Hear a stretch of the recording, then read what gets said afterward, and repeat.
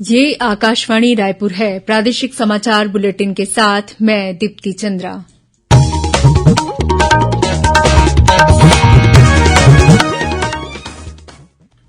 और अब पेश है आज के मुख्य समाचार।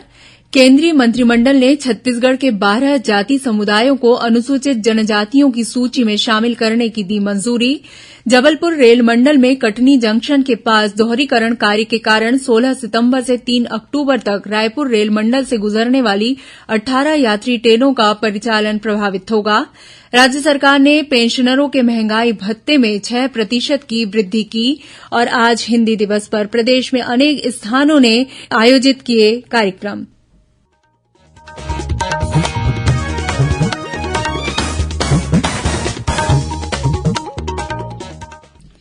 अब समाचार विस्तार से। केंद्रीय मंत्रिमंडल ने छत्तीसगढ़ के 12 जाति समुदायों को अनुसूचित जनजातियों की सूची में शामिल करने को मंजूरी दे दी है।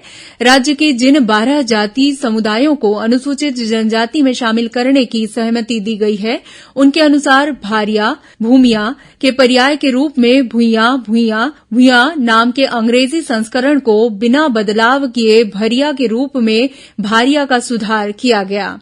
वहीं पांडो के साथ पंडो और धनवार के पर्याय के रूप में धनुवार, गदबा, गोंड के साथ गोंड, कौंद के साथ कोंद, कोडाकू के साथ कोडाकू और नागासिया के पर्याय के रूप में किसान, धनगढ़ का परिशोधन धागड़ के रूप में किया गया है। केंद्रीय जनजाति मामलों के मंत्री अर्जुन मुंडा ने नई दिल्ली में संवाददाताओं से बातचीत में कहा कि इन जातियों के लोग काफी समय से अनुसूचित जनजाति समुदाय की सूची में शामिल करने की मांग कर रहे थे, जिसे पूरा किया गया है। उन्होंने कहा कि इस फैसले से इन जातियों के लोगों को वे सभी लाभ मिल सकेंगे जो अनुसूचित जनजातियों को मिलते हैं। राज्य सरकार ने पेंशनरों का डीए बढ़ा दिया है। जो सेवानिवृत्त कर्मचारी 7वें वेतनमान के हिसाब से पेंशन पा रहे हैं, उनके महंगाई भत्ते में 6% की वृद्धि हुई है और अब उन्हें 28% महंगाई भत्ता मिलेगा। वहीं जो सेवानिवृत्त कर्मचारी 6वें वेतनमान के हिसाब से पेंशन पा रहे हैं, उनके महंगाई भत्ते में 15% की वृद्धि हुई है। अब उन्हें 189% महंगाई भत्ता मिलेगा। बढ़ी हुई दरें बीते 1 अगस्त से लागू मानी जाएंगी। राष्ट्रीय पोषण माह विषय पर बिलासपुर के मस्तूरी में आज 1 दिवसीय समेकित लोक संपर्क कार्यक्रम का आयोजन किया गया। यह कार्यक्रम भारत सरकार के सूचना और प्रसारण मंत्रालय, केंद्रीय संचार ब्यूरो, क्षेत्रीय कार्यालय बिलासपुर और महिला तथा बाल विकास विभाग के साथ अन्य संस्थानों के सहयोग से आयोजित किया गया। कार्यक्रम का शुभारंभ बिलासपुर लोकसभा क्षेत्र के सांसद अरुण साव ने किया। इस मौके पर उन्होंने लोगों को सुपोषण की शपथ दिलाई। सांसद ने कहा कि भारत सरकार सभी को सुपोषित करने के लिए तत्परता से कार्य कर रही है। कार्यक्रम की अध्यक्षता कर रहे मस्तूरी विधायक डॉ कृष्णमूर्ति बांधी ने कहा कि छत्तीसगढ़ की धरा विविध प्रकार की भाजियों से परिपूर्ण है। हमारी भाजियां पोषक तत्वों से भरपूर है। समेकित लोक संपर्क कार्यक्रम के तहत सुपोषण संबंधी रंगोली, प्रश्न मंच, निबंध, पेंटिंग, छत्तीसगढ़ केंद्रित पोषण थाली और पोषण का आहार प्रतियोगिता के विजेता प्रतिभागियों को पुरस्कृत किया गया। कार्यक्रम में केंद्रीय संचार ब्यूरो बिलासपुर के क्षेत्रीय अधिकारी डॉ प्रेम कुमार मौजूद थे। जबलपुर रेल मंडल में कटनी जंक्शन के पास दोहरीकरण कार्य के कारण 16 सितंबर से 3 अक्टूबर तक रायपुर रेल मंडल से गुजरने वाली 18 यात्री ट्रेनों का परिचालन प्रभावित होगा। इस दौरान प्रमुख रूप से बिलासपुर इंदौर नर्मदा एक्सप्रेस, बिलासपुर भोपाल, जबलपुर अंबिकापुर, रीवा बिलासपुर, दुर्ग निजामुद्दीन और लखनऊ रायपुर गरीब रथ एक्सप्रेस सहित कई अन्य ट्रेनें रद्द रहेंगी। वहीं 15 सितंबर से 2 अक्टूबर तक बरौना गोंदिया को परिवर्तित मार्ग से चलाया जाएगा।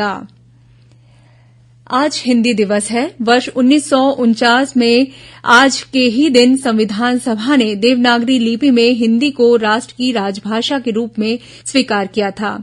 हिन्दी विश्व में व्यापक रूप से बोली जाने वाली भाषाओं में एक है। प्रधानमंत्री नरेंद्र मोदी तथा सूचना और प्रसारण मंत्री अनुराग सिंह ठाकुर ने हिन्दी दिवस पर लोगों को बधाई दी है।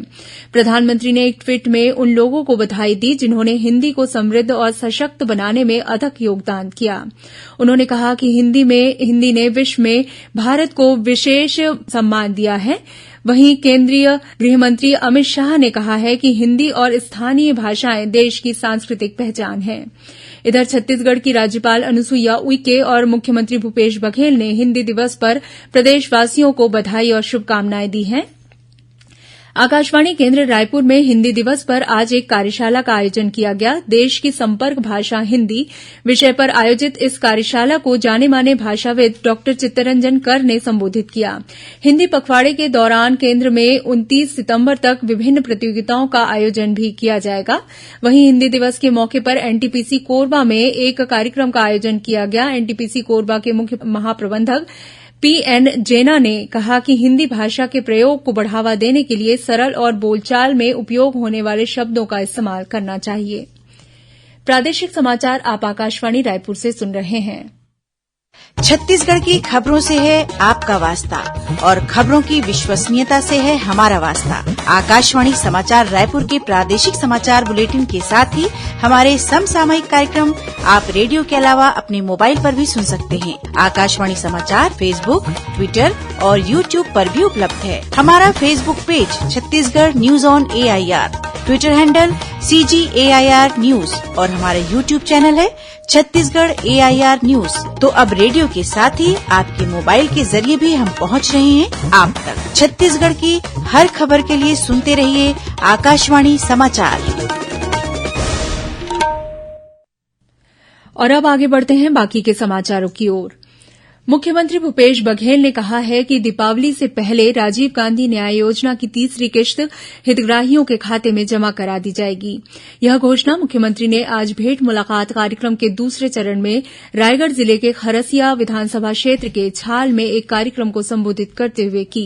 इस मौके पर मुख्यमंत्री ने कहा कि खरसिया और छाल के बीच माड़ नदी में पुल निर्माण कार्य जल्द पूरा कर लिया जाएगा। वहीं खरसिया से छाल, छाल से धरमजयगढ़ और छाल से घरघोड़ा के बीच जल्द ही सड़क निर्माण कार्य किया जाएगा।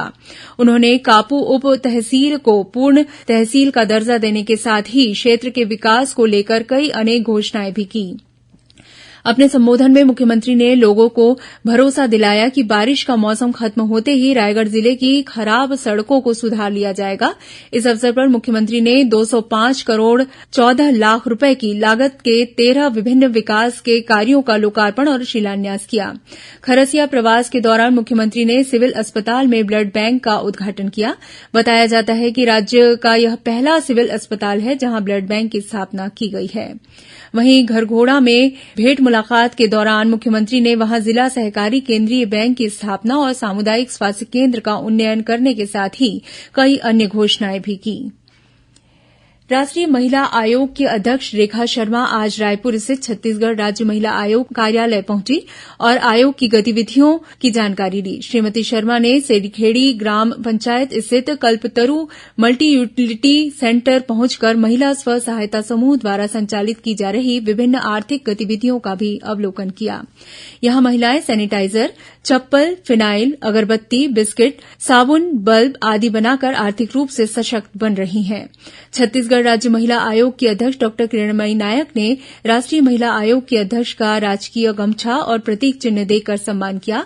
डॉक्टर नायक ने रेखा शर्मा को राज्य महिला आयोग का निरीक्षण कराया और आयोग के कार्यों की विस्तृत जानकारी दी।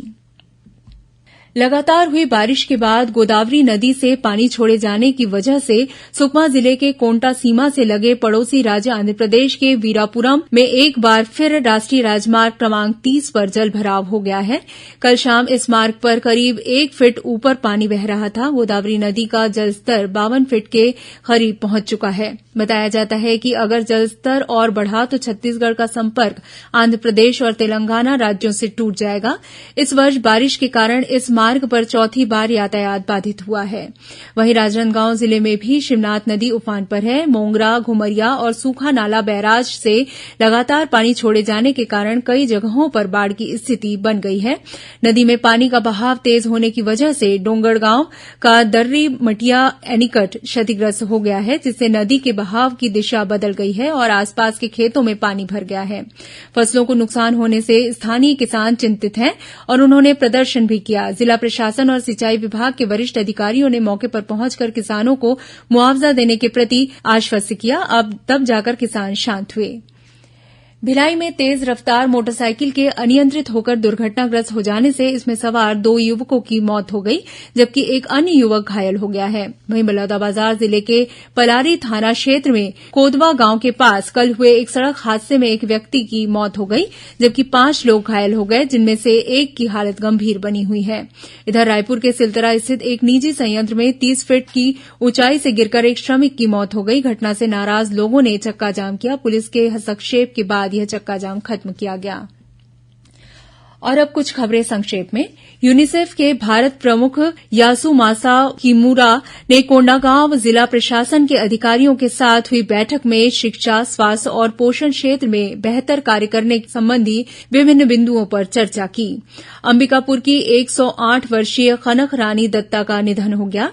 जिला प्रशासन ने इन्हें मतदाता आइकॉन घोषित किया था। प्लास्टिक मुक्त भारत और स्वच्छता अभियान को सफल बनाने के लिए जगदलपुर के दलपत सागर में रिवर्स वेंडिंग मशीन स्थापित की गई है। इस मशीन में प्लास्टिक बोतल और अन्य कचरा डालने पर लोगों को कूपन मिलेगा, जिससे वे डिस्काउंट पर दुकानों से सामान ले सकेंगे। बिलासपुर से रायगढ़ के लिए निकली एक मालगाड़ी आज नैला जांजगीर के पास 17 डिब्बों को छोड़कर चांपा पहुंच गई। रेल विभाग की सतर्कता के कारण किसी तरह का कोई हादसा नहीं हुआ। और मौसम विभाग ने कल राज्य के कुछ स्थानों पर हल्की से मध्यम बारिश होने या 1-2 स्थानों पर गरज चमक के साथ बिजली गिरने की संभावना जताई है। अंत में मुख्य समाचार एक बार फिर। केंद्रीय मंत्रिमंडल ने छत्तीसगढ़ के 12 जाति समुदायों को अनुसूचित जनजातियों की सूची में शामिल करने की दी मंजूरी। जबलपुर रेल मंडल में कटनी जंक्शन के पास दोहरीकरण कार्य के कारण 16 सितंबर से 3 अक्टूबर तक रायपुर रेल मंडल से गुजरने वाली 18 यात्री ट्रेनों का परिचालन प्रभावित होगा। राज्य सरकार ने पेंशनरों के महंगाई भत्ते में 6% की वृद्धि की। और आज हिन्दी दिवस पर प्रदेश में अनेक स्थानों ने आयोजित किए कार्यक्रम। इसी के साथ प्रादेशिक समाचार बुलेटिन समाप्त हुआ। नमस्कार।